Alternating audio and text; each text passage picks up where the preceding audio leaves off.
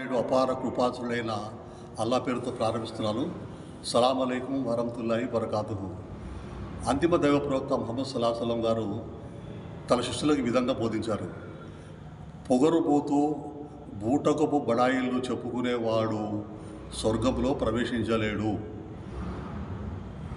అబుదాబుదు Harris bin Wahb. ఈ హదీస్కి అర్థం ఏమంటే, ఈ హదీస్లో రెండు పదాలు వచ్చాయి. జవాజ్, జాజరి అని రెండు అరబీ పదాలు వచ్చాయి. దీనికి అర్థం ఏమంటే, జవాజ్ అంటే ఏమి, జాజరి అంటే ఏమి. జవాజ్ అంటే పొగరుబోతూ తల బిరుస్తనంతో నడిచేవాడు, దుష్టుడు, దుర్మార్గుడు, ధనమును కూడబెట్టి లెక్క పెట్టుకునేవాడు, లోబి,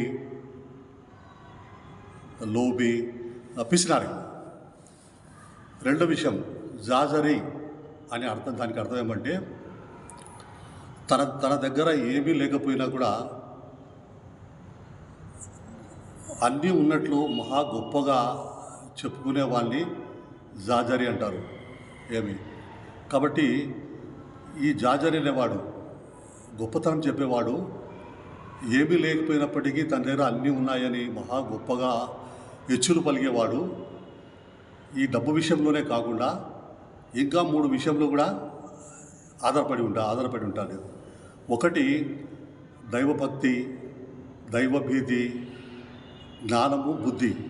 ఈ విషయాల్లో కూడా నేను అందరికంటే గొప్పవానని గొప్పలు చెప్పుకుంటూ, హెచ్చులు చెప్పుకుంటూ తిరుగుతుంటాడు. ఇటువంటి వాళ్ళకి ఈ హదీస్ వర్తిస్తుంది. వీళ్ళు స్వర్గంలో ప్రవేశించలేరు.